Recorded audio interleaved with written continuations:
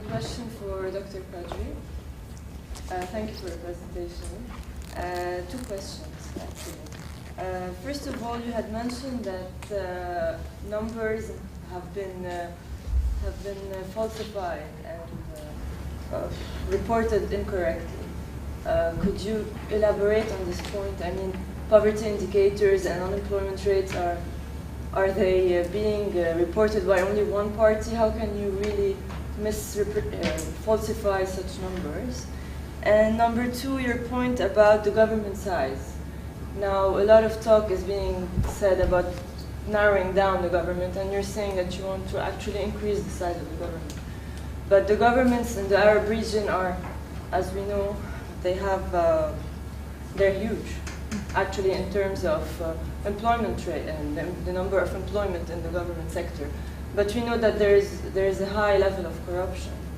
And how do you expect to increase the government size without actually increasing this corruption and increasing its effectiveness, actually? Thank you. Those were very interesting questions, really. Thank you very much. To the falsification, I mean, there are various examples one can give. But let's take unemployment, for instance, which you've mentioned, right? I mean, the way unemployment is measured usually is by, standards is this survey that's pretty much sort of randomly distributed, that's supposed to reflect, the actual demographic distribution in society and so forth. Now, the questions that are asked usually refer to something like, have you worked, let's say, an hour this week, and have you for a wage or something like that? And there's a reference week in which the survey is conducted, and they ask, have you worked an hour in that reference week? Now, in most of the cases, people are going to say, yes, we've worked an hour for, during that week, because first of all, in a region like ours, there are very few unemployment insurance system and welfare support system. So if somebody doesn't work informally or formally, they usually don't earn any income. And so everybody is going to answer yes. But there are other measures of measuring unemployment. In areas like ours, it usually the measures are different. So one would say, have you worked at least, let's say, 20 hours, and have you been paid for these 20 hours half the minimum wage? So let's say if you have a 40 hours week, because you want to ensure if somebody is employed, he is employed in conditions that allows the earning of the minimum wage. So when you say, have you worked for an hour, let's say if somebody, picking olives or selling kak or something like that, usually everybody has some activity of the sort, but these activities don't actually generate enough income to. So unemployment, measures of unemployment cannot be applied universally. Each region, depending on its level of development, has to develop its own measure of unemployment. So, there are people who, live in below subsistence, and yet they're considered unemployed, employed, and that's the wrong measure. Also, in reports about the Arab world, sometimes, more importantly, for instance, if you go look back at the Taqrir al-Arab al-Muwahhad, a few years back, not now, not recently, but let's say 2004. If you look at this report and you look at the growth rates for the Arab regions, I don't recall exactly which year it was, but it would report nominal growth rates. This was a time, I think it was earlier, I don't recall the time, but they were reporting when growth rates were low, they were reporting growth rates with inflation. They know that we grew very much. And in fact, if you take the real growth rate, when people purchasing power was, then you see that they haven't grown very much, really. And so there is a way to subjugate the data to the whim of someone who thinks by doing anything he can actually, embellish the image of condition to make the nomenclatura look in better shape. So there are many examples. There are structural, substantive examples in the labor market. Of course, we produce very little data in the labor market. I mean, if you look at KILM, the ILO principal publication, the poorest data on the labor market is probably the Arab world. It's poorer than Africa's, sub-Saharan Africa's data. The poorest data on the Arab world in the International Financial Statistics of the IMF, the poorest data is the data on the Arab world. So we not only produce poor data, and we produce data that's... the second question was... what was this? How can you want to have more? Oh, that's right. Yeah. Sorry, Thanks. And the jet lag, really. The jet lag. Yeah, so, you know, here, I mean, so government size, you know, government spending and so forth, relative to the rest of the world, it's not much different in the Arab world than it is elsewhere in the world. But much of the spending of Arab governments is somewhat for the wrong purpose as well. I mean, you're right. If wanting a bigger government when the government is of this nature means sometimes more repression, or you expend more on the repressive apparatus. That's not what I meant. I meant more government. I meant more of the social and investment in public infrastructure in a compatible way that does not crowd out the private sector. The private sector has to be actually restrained by a certain level of social responsibility and a taxation system that is fair and transparent and progressive and all of that. One does not mean more government in the sense that more mukhabarat, really. So, you don't want the, mukhabarat aspect. Although it seems that even those who have been asking for a smaller government, they asked for the smaller government, unfortunately, in the area of social spending, whereas if you look at the record of public spending, then it increases in the security apparatus and in creating the clientele for the governments and so forth. So it's really, and that's all has to do with the level of, intermediation between the citizen and the state. If there is a more participatory type of intermediation between the citizen and the state, then you can see everything else. So the primacy is really for that social and political process. The economics is secondary. It's just the quantification of a much more complex social and political process. I hope that answered your question. Thank you.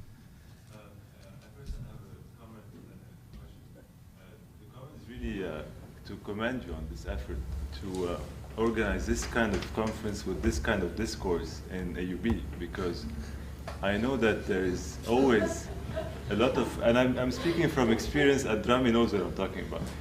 There's a lot of pressure nowadays to be mainstream and to do a corporate social responsibility, to do all of this standardized, even research, And I'm very happy to hear about Rosa Luxemburg and all of these.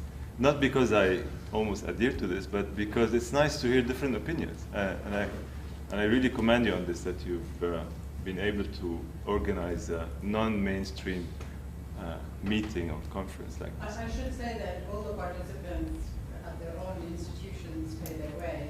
And so we are doing it in a sense from our pockets and from our own bases. So we're only but AUB has also very generously contributed food and the room, and it is a tremendous pleasure to be here. But I think that in order to, just to react to that, in order to do things that are slightly outside the box, you have to do it yourself. And that's one of the reasons the older guard that came together here. We have fabulous younger guard, but we have to raise the money to move the younger guard in general, whereas we have some means ourselves at this stage in life. But yes, it requires doing exactly that and not just always see. Although we're very grateful to one of the British institutions that is actually the cleanest in its research support, which is the British Academy, because they have supported our two previous meetings, and Carol is here, and Habib and Ray. So it is possible to get a measure of support, but in fact for this meeting everybody dug into their own resources to come, that makes it, we feel completely free in that sense. Which goes my question, which is how do we make a non-mainstream discourse that's so obvious? You know, it's so obvious that things are wrong, and I think anyone with a decent education and some readings and some sense of ethical background can realize this. How do you put this discourse into mainstream? And I guess I would like to ask about this, the strategic implications politically. You know, we know that this discourse is this conflict is part of the economic conflict or the political conflict. But there's a major challenge here is also for Rami, is 85% of the Arab populations are already in the cities. 85% around slums and major cities. So Cairo, 11 million, you have all the cities. Greater Beirut area is 2.5 million if you count in the residents, migrants, and all of this. And they live in a different environment. They want basic needs, they want food security, job security, education security. That's why they completely are, they can be brainwashed more easily, let's put it this way. So how do you bring to them these different ideas? How do you mobilize them to counter? I have some answers, but I'd like to ask, like, how do we go from an intellectual, nice meeting to... Okay, yeah, exactly. That's... Let me just tell you what we're not going to do, okay? We're not going to create an NGO that does work with communities, selected communities in order to make ourselves feel better about what we are. That's what we're not going to do. Essentially because we've done it for such a long time, and it's just part of the big hypocrisy of the system. As far as I'm concerned, my opinions about that. We've published prolifically on that issue. But I have to say that Timar is actually struggling with that. And as academics yesterday, we actually met, and we're meeting again tomorrow, and half of our agenda is about, okay, so we produce all of this material, we expose the emperor as being utterly naked, so what do we do with it? The first step is, how do we get the word out there? That's a very important question, because the way, the conventional way is actually creating a pool of knowledge which is already there. But the knowledge is not where it should be. And then this knowledge cannot serve to catalyze revolutionary action in the broad sense of revolutionary action, because we're on tape. And which includes, of course, principally pacific ways. And the essence is exactly here. And the first part of the answer to that is, well, we may have to change the way we produce our discourse. Not we produce the knowledge. We actually, how is the discourse, how is it organized? Through storytelling, and then we took a decision yesterday that still needs to be discussed, that in this group that is interdisciplinary, but that is not truly interdisciplinary, because we all know, we all overlap more or less with each other, and we really perhaps need to have people who are from the totally, completely other side, creative writers, filmmakers, artists, street artists, spoken word artists, stuff like that, that would actually partly answer to the initial question, which is how to how to convey all of this information where it is needed. So, that's let's say how we're looking at it at this stage. Convey and influence. Yes. You see, okay, let me put it this way. Unless you want to speak to this. Yeah, just word. You see how they made the neoliberal discourse, the main discourse, that there is no alternative discourse. They purchased think tanks and professorial chairs at universities. That is their industry, big industry, big money did that. Big money did that. Before, that big money did that. They purchased them, they placed people, they created think tanks, chairs, academic chairs, etc. So we don't have the money to do that. We need to go straight to the people. It has to come from the grassroots.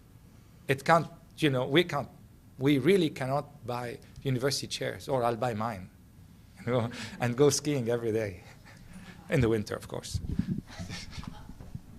Do you want to say something to that?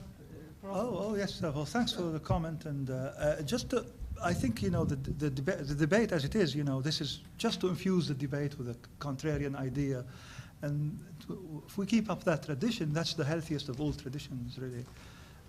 You know, unless one has, you know, I mean, sometimes one needs to, you know, invoke a sort of contrary position to oneself in order to,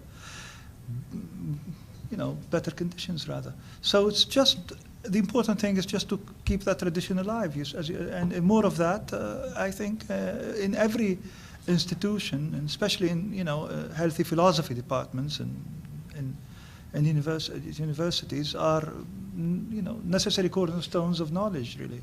So one cannot say anything more, really. Just the more, you know, the more opposites they are, the better they are.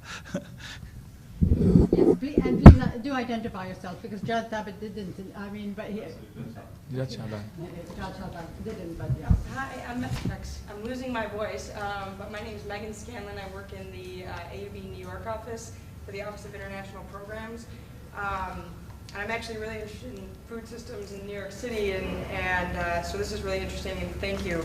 But I was, to kind of actually echo off your question, one thing I was curious about was what structures or initiatives have you seen, even if it's small, that you feel is working and is highlighting that connection and talking about the benefits of local farmers and buying from them nutritionally and economically, et cetera? Because, for instance, as someone who's visited Beirut twice, like I know today there's the Earth market that I'm hopefully I'm going to get to later this afternoon. But that's someone from the U.S., that's something that I know about, but what are some other initiatives that you find successful? As one of the founders of the Earth Market and of, you know, many other markets here, I have to tell you that these are, of course, symbolic actions that are very nice and gentil, but are essentially driven by rich urbanites, you know, wanting the taste of the other side. I think that in the sense that which initiative that has been driven by small farmers in order to retain their right to farm, is that what you're saying? No, actually more, what do you see working? What do you see getting people to maybe pay more attention? To what? To the benefits of buying local and eating locally. Well, that's not what I was saying, by the way. I'm a great trade aficionado, but we can't produce everything in here. Right. I just want better terms of trade. Okay. I think that whole local thing sucks. Being one of the people who've started it in here, I can tell you, you know, that only works for very few. I mean, it's, as I was saying, it's très urban gentil. Okay. Gentil means nice. You know, because like here is most Frenchy things, you know, going on, so we do the gentil thing. But if you want an initiative in which people have actually forced the system to abide by their right to crop, you should look at the hashish growers in the Bekaa. I think, you know, that's an example. That's their livelihood, and it comes from the earth, and they took weapons and they confronted the state, and you know. And the whole repression apparatus. I mean, I'm not promoting hashish or hashish growing in any of its form. I'm just saying that they actually had their revolutionary movement, perhaps for the wrong reason, perhaps outside. But at the end of the day, they retained their right to grow something that within the current conjecture of a global food regime can actually still make money on a small piece of land, sufficient money in order to have their families, to support their families and construct livelihoods, you know. I mean, when we can do that for tomatoes, we'll be the kings. That your question can also be, will echo with those speaking this afternoon, because they're very engaged from particular instances, so we'll hear different voices answering that.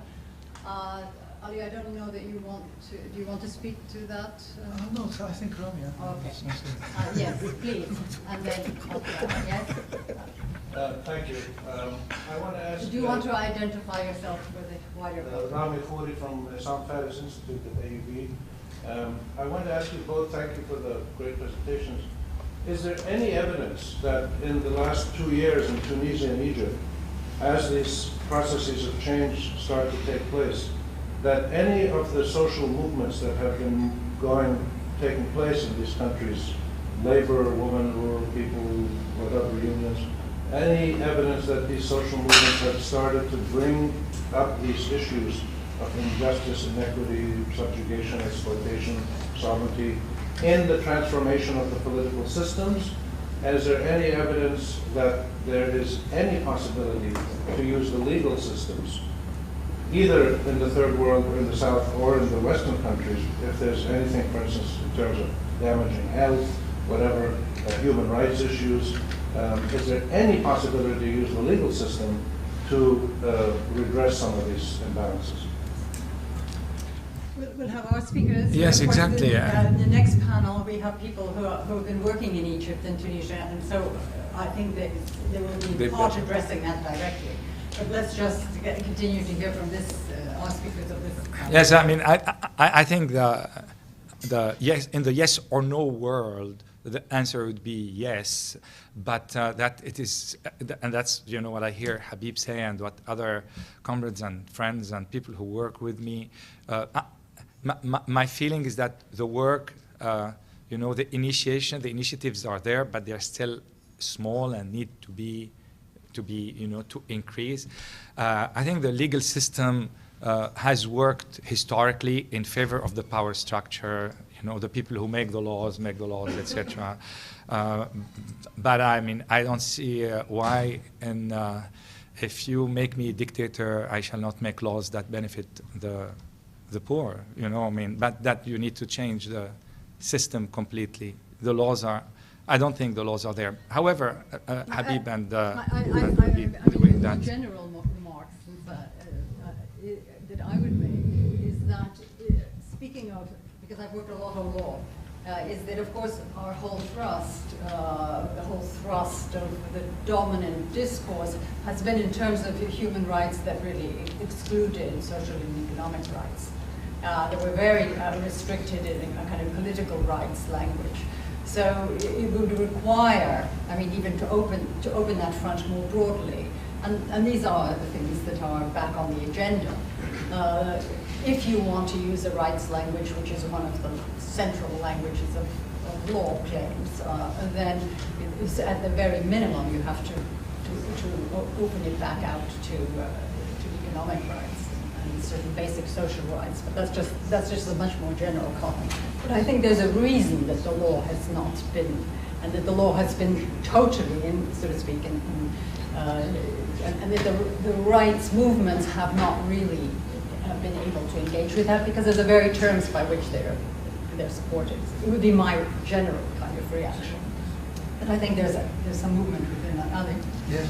Well, I kind of like to refer to Dr. Jad Sha'ban's remark, which was very apt in this regard, that about the stronghold of the mainstream on what is debated publicly and what is not debated. Unfortunately, there is a lot of this, as he says correctly, a lot of this is not aired and debated publicly, and of course, as this is, you know, as these issues, as the contrarian positions are not debated publicly, we always issue and raise certain, you know, the same openness, like strategies, the same. If nothing fundamental changes insofar as the reallocation of resources from the past, then the same processes will actually regenerate the same social conditions again or similar to them. If we look for what I know, I don't know enough about it. My colleagues would know a lot more about this than I. But I know some macro data because I'm researching Egypt recently, and it's pretty sad that for the two consecutive years after the uprising, the growth rate in Egypt is at 0 and 1% sort of, and the inflation rate, that's gone down like from 6%, and the inflation rate remained at 10 or 11%. And of course, we all know about the balance of payments constraints and the declining national reserves, and the fact that at any time we could see an abrupt devaluation, but it's also handled politically rather than economically. So, there's always a primacy of politics in this region, and there's over-determination by politics given how geostrategic it is. And but the point is, and looking at the data and looking how bad things have gone actually afterwards, really, and nothing has changed insofar as the fundamental social processes of allocation, then I recalled, something I read from Bertolt Brecht about why revolutions start. And according to Brecht, revolutions start when people develop a certain level of distaste for their conditions. Now, if the conditions have worsened, then if the conditions have worsened, then that level of distaste has actually become more severe. But yet, I think there is an element, a sort of a momentum carried from the revolution and so forth, and probably the indoctrination with a certain obscurantist and mystical leeways that exist here and there, that actually would make people tolerate even now more distasteful conditions. So I hope that what we've seen, what the revolutions have brought, is not an aesthetic to the population, and sort of, that the cultural conditions carries an opiate type of dose that is being administered. And so one cannot speak further on this. I'll take one more question from the back, and then we'll wind up this session, so we have a bit of a break between the two, please.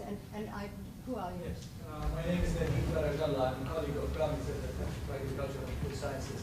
I thoroughly enjoyed your talk, Rami. I'm sorry I came in late for the first one. My question is follow-up on Jad's in a little bit, that I could have misunderstood. You said you have to have a vision with action, or it's just hallucination. Who are you targeting for that action? Who is your message going out to? Is it the general population? Is it the rural population? Is it the urban? Because most of what we've seen in terms of uprisings have been depicted of the urban people in many of the what we've seen on TV. Very little has been said on what's going on in rural areas. So we don't know what's going on there. But who is the message going out to? Because you also said now in your answer to the lady here that you want fair trade. Who does the fair trade negotiations in terms of, are we addressing the governments? Are we addressing the people? Who are we addressing? Thank you, Nadeem. Okay, just a correction. I didn't mean fair trade as in the fair trade organic kind of label. Terms of trade is a better term, and that and that is absolutely essential. And these are trade terms that are negotiated, not imposed because of an imbalance in the power structure in the world. Now, of course, I do not foresee a world without government, and I personally want more state rather than less, but that is like my own. I kind of fully agree with Ali, and he's said enough about that, and that is where the whole trade negotiation comes in. I am particularly fond of the issue of Arab integration and Arab comparative advantage, and I think that there is a lot that can be done because you have, just because of the huge geographic area, and the bigger you are with more resources, the bigger power player on the international political scene can you become. And of course, what we're, I talked today about food and farming, and by talking about this, you essentially have to address rural for a number of reasons. One of them is that this is where, in the Arab world, I'm not sure what Jad said, that 85% is correct. Like in Yemen, for example, 70% of the people are still rural.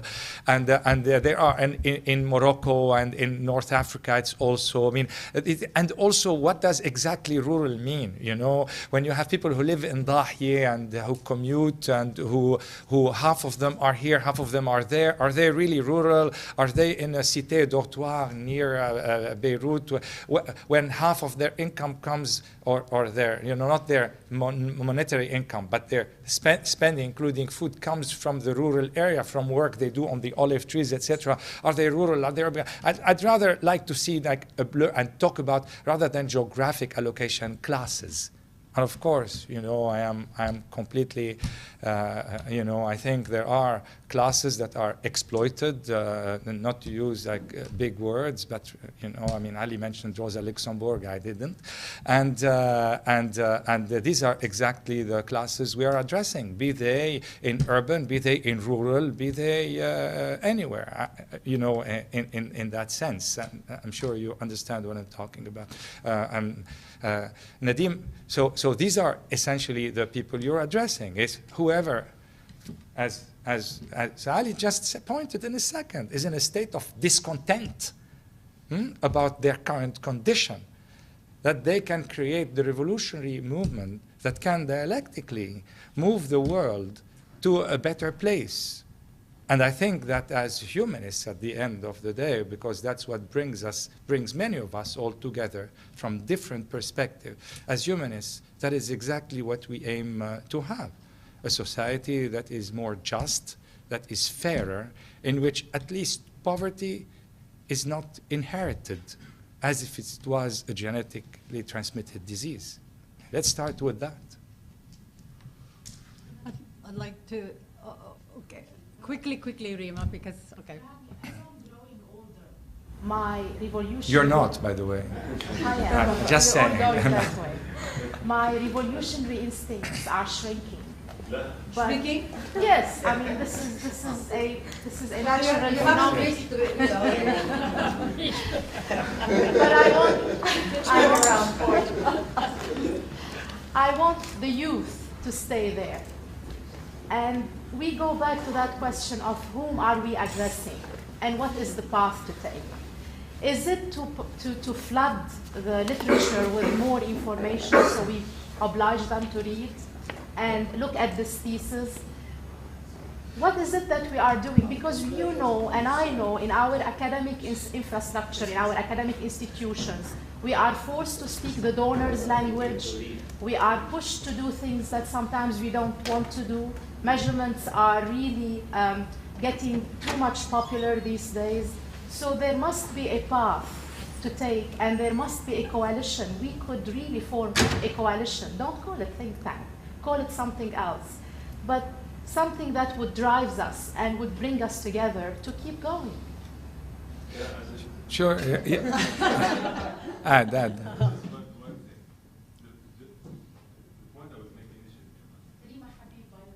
Yes.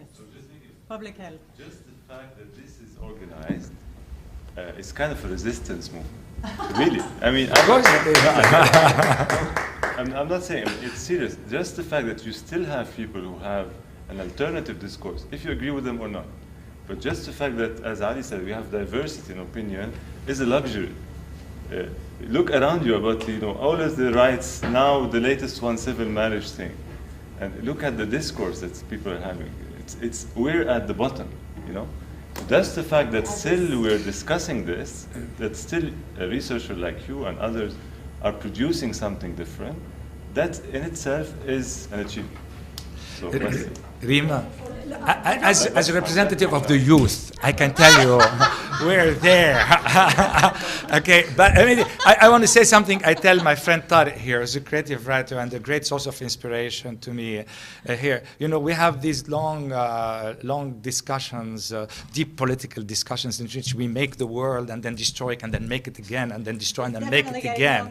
And we're just like right about to have the big revolution, like every night, By the end of the first bottle, we're almost there. By the end of the second, we're in bed. But I mean, that's age for you.